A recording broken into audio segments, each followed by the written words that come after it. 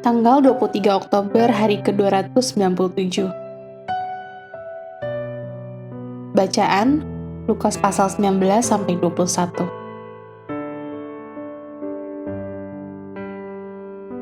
Pujian untuk anak manusia. Garis besar, orang tidak hanya dapat hidup berdampingan secara damai dengan anak manusia. Mereka harus menerima pernyataannya dan memanggilnya Mesias atau menolak klaimnya dan menjadi musuhnya. Seorang kolektor pajak Yahudi bernama Zakheus menemukan kehidupan baru di dalam Yesus, sementara para pemimpin agama Yahudi berencana untuk menghancurkannya. Para murid Yesus berduyun-duyun ke jalan-jalan untuk menyambut guru mereka ke Yerusalem, sementara musuh-musuhnya mempertanyakan otoritasnya di setiap kesempatan. Dalam waktu kurang dari seminggu, pintu masuk kemenangan akan berubah menjadi jalan keluar yang tragis ketika anak manusia keluar dari kota untuk mati. Renungan harian. Bagian hari ini mungkin diberi judul uang, penggunaan dan penyalahgunaannya. Perhatikan betapa pentingnya pembahasan kekayaan dunia pada hari-hari terakhir pelayanan Yesus. Penggunaan uang oleh Zakheus menjadi kesaksian dari iman barunya. Lihat pasal 19 ayat 8-10. Perumpamaan 10 hamba mengajar para murid untuk menggunakan kekayaan demi kemuliaan Allah. Pasal 19 ayat 11-27. Yesus membersihkan bait mereka yang telah mengubah rumah bapaknya menjadi tempat bagi penukar uang. Pasal 19 ayat 45-48. Membayar pajak kepada kaisar menjadi ujian otoritas Kristus. Lihat pasal 20 ayat 20-26. Dan persembahan janda dari 2 koin kecil menjadi objek pelajaran pengorbanan. Lihat pasal 21 ayat 1-4. Mengapa Anda menggunakan uang seperti barometer yang baik dari perjalanan Anda dengan Tuhan? Karena dimanapun hartamu berada, ada keinginan hatimu juga. Lihat Matius pasal 6 ayat 21. Ketiklah sebuah ayat yang berhubungan dengan uang dari bagian hari ini. Anda mungkin ingin menggunakan Lukas pasal 20 ayat 25 atau pasal 21 ayat 3-4 dan gunakan tanda dolar. Cetaklah untuk mengingatkan Anda tentang prinsip-prinsip Tuhan mengenai penggunaan dan penyalahgunaan berkat materi ini.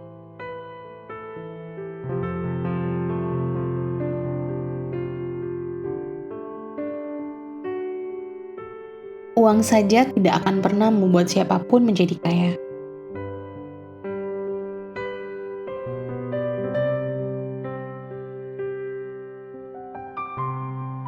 Pendalaman.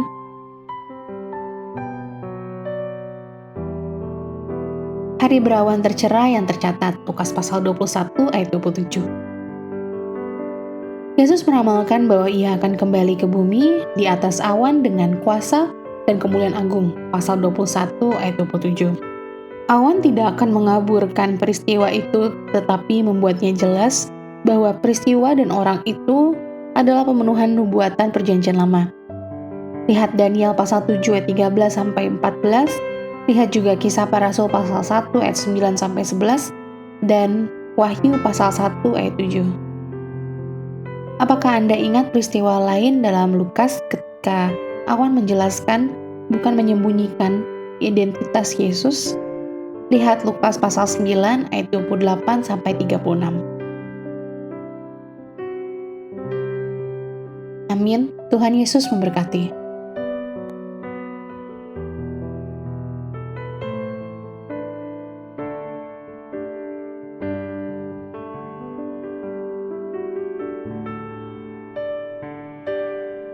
Lukas pasal 19. Zakheus. Yesus masuk ke kota Yeriko dan berjalan terus melintasi kota itu. Di situ ada seorang bernama Zakheus, kepala pemungut cukai, dan ia seorang yang kaya. Ia berusaha untuk melihat orang apakah Yesus itu, tetapi ia tidak berhasil karena orang banyak, sebab badannya pendek. Maka berlarilah ia mendahului orang banyak, lalu memanjat pohon ara untuk melihat Yesus yang akan lewat di situ. Ketika Yesus sampai ke tempat itu, ia melihat ke atas dan berkata, "Zakheus, segeralah turun, sebab hari ini aku harus menumpang di rumahmu." Lalu Zakheus segera turun dan menerima Yesus dengan sukacita. Tetapi semua orang yang melihat hal itu bersungut-sungut katanya, "Ia menumpang di rumah orang berdosa." Tetapi Zakheus berdiri dan berkata kepada Tuhan, "Tuhan, setengah dari milikku akan kuberikan kepada orang miskin, dan sekiranya ada sesuatu yang kuperas dari seseorang, akan kukembalikan 4 kali lipat." Kata Yesus kepadanya, "Hari ini telah terjadi keselamatan kepada rumah ini, karena orang ini pun anak Abraham, sebab Anak Manusia datang untuk mencari dan menyelamatkan yang hilang." Perumpamaan tentang uang mina. Untuk mereka yang mendengarkan dia di situ, Yesus melanjutkan perkataannya dengan suatu perumpamaan, sebab ia sudah dekat Yerusalem dan mereka menyangka bahwa kerajaan Allah akan segera kelihatan. Maka ia berkata, ada seorang bangsawan berangkat ke sebuah negeri yang jauh untuk dinobatkan menjadi raja di situ, dan setelah itu baru kembali. Ia memanggil 10 orang hambanya dan memberikan 10 mina kepada mereka, katanya, "Pakailah ini untuk berdagang sampai aku datang kembali." Akan tetapi orang-orang sebangsanya membenci dia, lalu mengirimkan utusan menyusul dia untuk mengatakan, "Kami tidak mau orang ini menjadi raja atas kami." Dan terjadilah ketika ia kembali, setelah ia dinobatkan menjadi raja, ia menyuruh memanggil hamba-hambanya yang telah diberinya uang itu, untuk mengetahui berapa hasil dagang mereka masing-masing. Orang yang pertama datang dan berkata, "Tuan, mina tuan yang satu itu telah menghasilkan 10 mina." Katanya kepada orang itu, "Baik sekali perbuatanmu itu, hai hamba yang baik. Engkau telah setia dalam perkara kecil, karena itu terimalah kekuasaan atas 10 kota." Datanglah yang kedua dan berkata, "Tuan, mina tuan telah menghasilkan 5 mina." Katanya kepada orang itu, "Dan engkau kuasailah 5 kota." Dan hamba yang ketiga datang dan berkata, "Tuan, inilah mina tuan. Aku telah menyimpannya dalam sapu tangan, sebab aku takut akan Tuan, karena Tuan adalah manusia yang keras. Tuan mengambil apa yang tidak pernah Tuan taruh, dan Tuan menuai apa yang tidak Tuan tabur." Katanya kepada orang itu, "Hai hamba yang jahat, aku akan menghakimi engkau menurut perkataanmu sendiri. Engkau sudah tahu bahwa aku adalah orang yang keras, yang mengambil apa yang tidak pernah aku taruh, dan menuai apa yang tidak aku tabur. Jika demikian, mengapa uangku itu tidak kau berikan kepada orang yang menjalankan uang? Maka sekembaliku, aku dapat mengambilnya serta dengan bunganya." Lalu katanya kepada orang-orang yang berdiri di situ, "Ambillah mina yang satu itu daripadanya, dan berikanlah kepada orang yang mempunyai 10 mina itu." Kata mereka kepadanya, "Tuan, ia sudah mempunyai 10 mina." Jawabnya, "Aku berkata kepadamu, setiap orang yang mempunyai kepadanya akan diberi, tetapi siapa yang tidak mempunyai, daripadanya akan diambil juga apa yang ada padanya. Akan tetapi semua seteruku ini, yang tidak suka aku menjadi rajanya, bawalah mereka kemari, dan bunuhlah mereka di depan mataku." Yesus dielu-elukan di Yerusalem. Dan setelah mengatakan semuanya itu, Yesus mendahului mereka dan meneruskan perjalanannya ke Yerusalem. Ketika ia telah dekat Betfage dan Betania, yang terletak di gunung yang bernama Bukit Zaitun, Yesus menyuruh 2 orang muridnya dengan pesan, "Pergilah ke kampung yang di depanmu itu. Pada waktu kamu masuk di situ, kamu akan mendapati seekor keledai muda tertambat yang belum pernah ditunggangi orang. Lepaskanlah keledai itu dan bawalah kemari. Dan jika ada orang bertanya kepadamu, 'Mengapa kamu melepaskannya?' jawablah begini, 'Tuhan memerlukannya.' Lalu pergilah mereka yang disuruh itu, dan mereka mendapati segala sesuatu seperti yang telah dikatakan Yesus. Ketika mereka melepaskan keledai itu, berkatalah orang yang empunya keledai itu, 'Mengapa kamu melepaskan keledai itu?' Kata mereka, 'Tuhan memerlukannya.' Mereka membawa keledai itu kepada Yesus, lalu mengalasinya dengan pakaian mereka, dan menolong Yesus naik ke atasnya. Dan sementara Yesus mengendarai keledai itu, mereka menghamparkan pakaiannya di jalan. Ketika ia dekat Yerusalem, di tempat jalan menurun dari Bukit Zaitun, mulailah semua murid yang mengiringi dia bergembira dan memuji Allah dengan suara nyaring, oleh karena segala mukjizat yang telah mereka lihat. Kata mereka, "Diberkatilah dia yang datang sebagai Raja dalam nama Tuhan. damai sejahtera di sorga, dan kemuliaan di tempat yang maha tinggi. Beberapa orang Farisi yang turut dengan orang banyak itu berkata kepada Yesus, "Guru, tegurlah murid-muridmu itu." Jawabnya, "Aku berkata kepadamu, jika mereka ini diam, maka batu ini akan berteriak." Dan ketika Yesus telah dekat dan melihat kota itu, ia menangisinya, katanya, "Wahai, betapa baiknya jika pada hari ini juga engkau mengerti apa yang perlu untuk damai sejahteramu. Tetapi sekarang hal itu tersembunyi bagi matamu, sebab akan datang harinya bahwa musuhmu akan mengelilingi engkau dengan kubu, lalu mengepung engkau dan menghimpit engkau dari segala jurusan. Dan mereka akan membinasakan engkau beserta dengan pendudukmu, dan pada tembokmu mereka tidak akan membiarkan satu batu pun tinggal terletak di atas batu yang lain, karena engkau tidak mengetahui saat bila mana Allah melawat engkau." Yesus menyucikan bait Allah.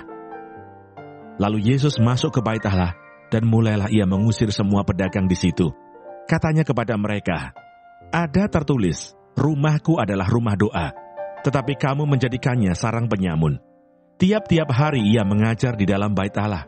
Imam-imam kepala dan ahli-ahli Taurat, serta orang-orang terkemuka dari bangsa Israel, berusaha untuk membinasakan dia. Tetapi mereka tidak tahu bagaimana harus melakukannya, sebab seluruh rakyat terpikat kepadanya dan ingin mendengarkan dia. Lukas pasal 20. Pertanyaan mengenai kuasa Yesus. Pada suatu hari, ketika Yesus mengajar orang banyak di bait Allah dan memberitakan Injil, datanglah imam-imam kepala dan ahli-ahli Taurat, serta tua-tua ke situ. Dan mereka berkata kepada Yesus, "Katakanlah kepada kami dengan kuasa manakah engkau melakukan hal-hal itu, dan siapa yang memberikan kuasa itu kepadamu?"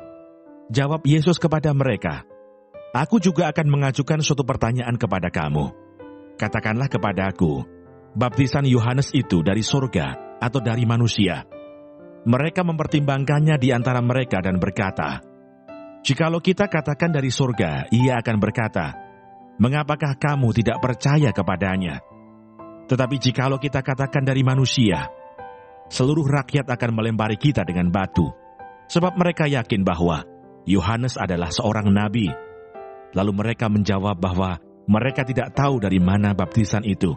Maka kata Yesus kepada mereka, "Jika demikian, aku juga tidak mengatakan kepadamu dengan kuasa manakah aku melakukan hal-hal itu." Perumpamaan tentang penggarap-penggarap kebun anggur. Lalu Yesus mengatakan perumpamaan ini kepada orang banyak. Seorang membuka kebun anggur, kemudian ia menyewakannya kepada penggarap-penggarap, lalu berangkat ke negeri lain untuk waktu yang agak lama. Dan ketika sudah tiba musimnya, ia menyuruh seorang hamba kepada penggarap-penggarap itu, supaya mereka menyerahkan sebagian dari hasil kebun anggur itu kepadanya. Tetapi penggarap-penggarap itu memukul hamba itu, dan menyuruhnya pulang dengan tangan hampa. Sesudah itu ia menyuruh seorang hamba yang lain, tetapi hamba itu juga dipukul dan dipermalukan oleh mereka, lalu disuruh pulang dengan tangan hampa. Selanjutnya ia menyuruh hamba yang ketiga, tetapi orang itu juga dilukai oleh mereka, lalu dilemparkan keluar kebun itu. Maka kata tuan kebun anggur itu, "Apakah yang harus kuperbuat? Aku akan menyuruh anakku yang kekasih." Tentu ia mereka segani. Tetapi ketika penggarap-penggarap itu melihat anaknya itu, mereka berunding katanya, "Ia adalah ahli waris. Mari kita bunuh dia, supaya warisan ini menjadi milik kita."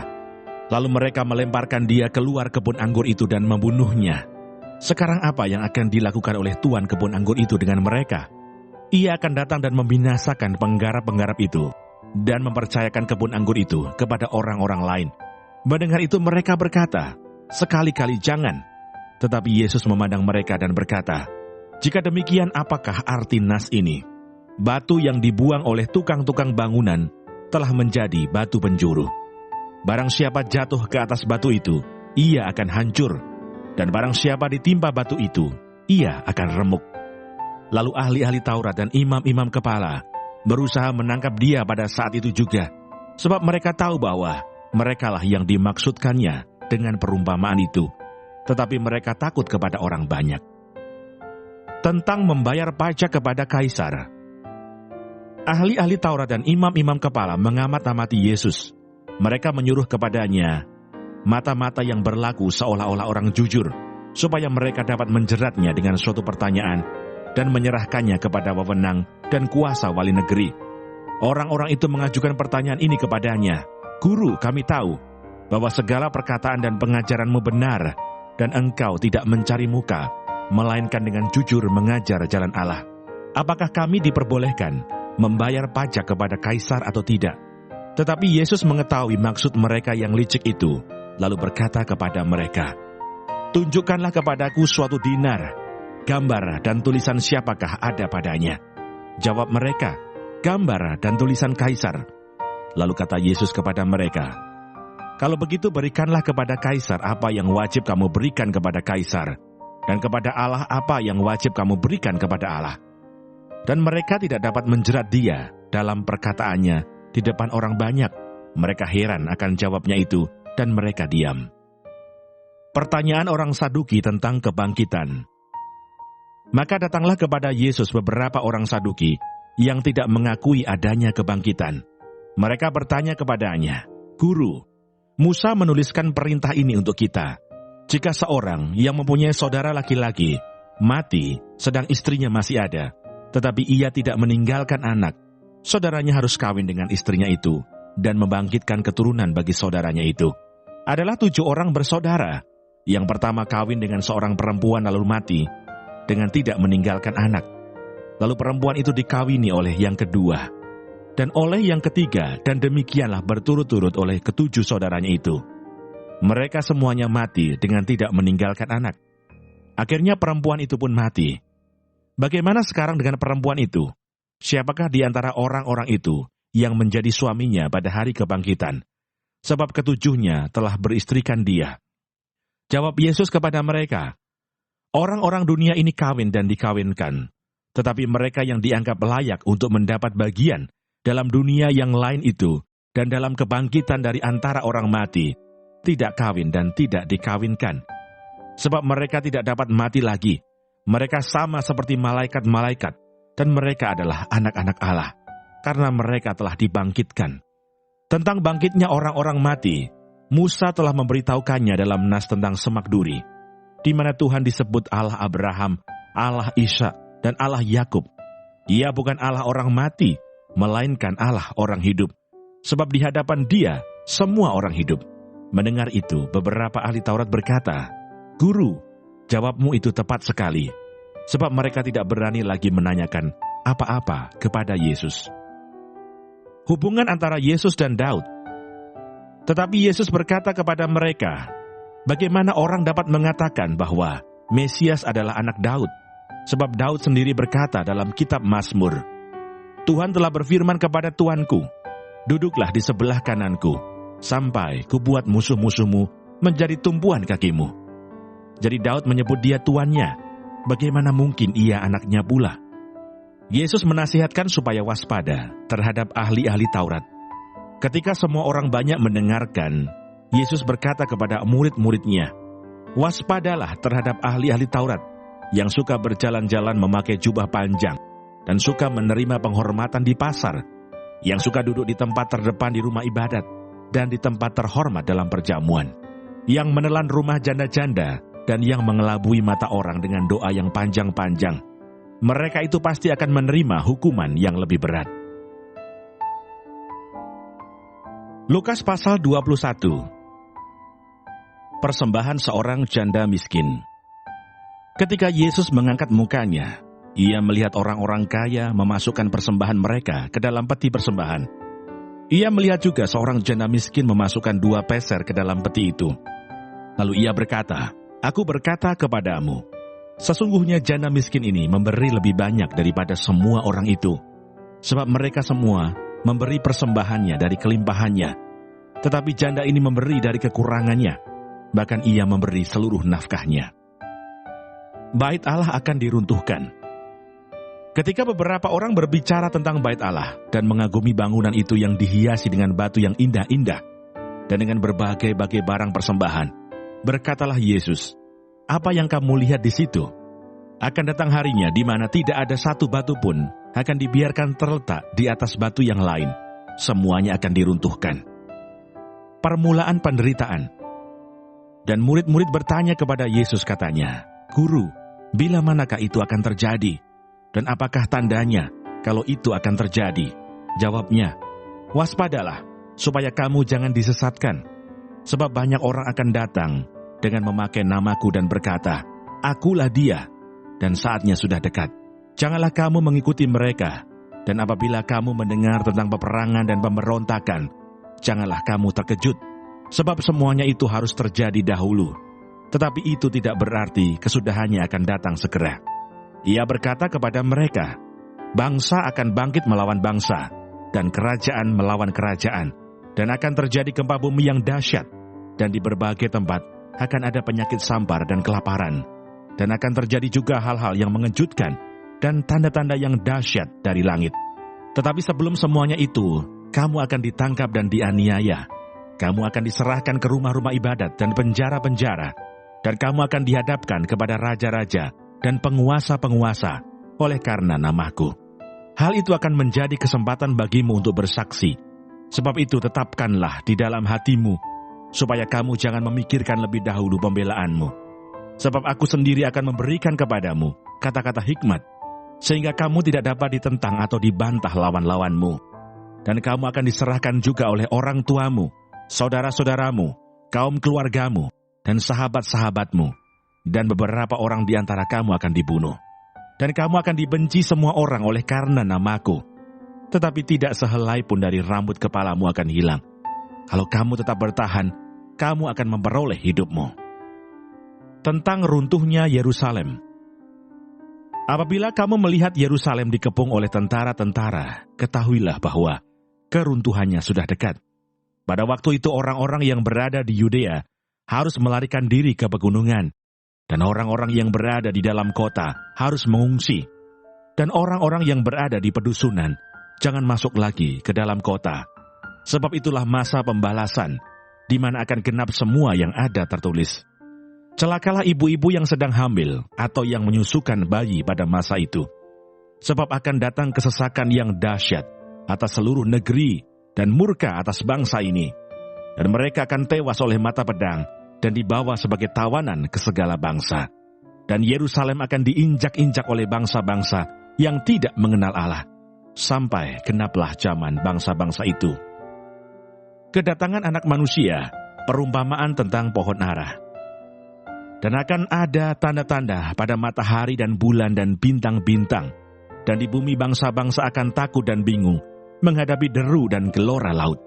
Orang akan mati ketakutan karena kecemasan, berhubung dengan segala apa yang menimpa bumi ini. Sebab kuasa-kuasa langit akan goncang. Pada waktu itu orang akan melihat Anak Manusia datang dalam awan dengan segala kekuasaan dan kemuliaannya. Apabila semuanya itu mulai terjadi, bangkitlah dan angkatlah mukamu, sebab penyelamatanmu sudah dekat. Lalu Yesus mengatakan perumpamaan ini kepada mereka. Perhatikanlah pohon ara atau pohon apa saja. Apabila kamu melihat pohon-pohon itu sudah bertunas, kamu tahu dengan sendirinya bahwa musim panas sudah dekat. Demikian juga jika kamu melihat hal-hal itu terjadi, ketahuilah bahwa kerajaan Allah sudah dekat. Aku berkata kepadamu, sesungguhnya angkatan ini tidak akan berlalu sebelum semuanya terjadi. Langit dan bumi akan berlalu, tetapi perkataanku tidak akan berlalu.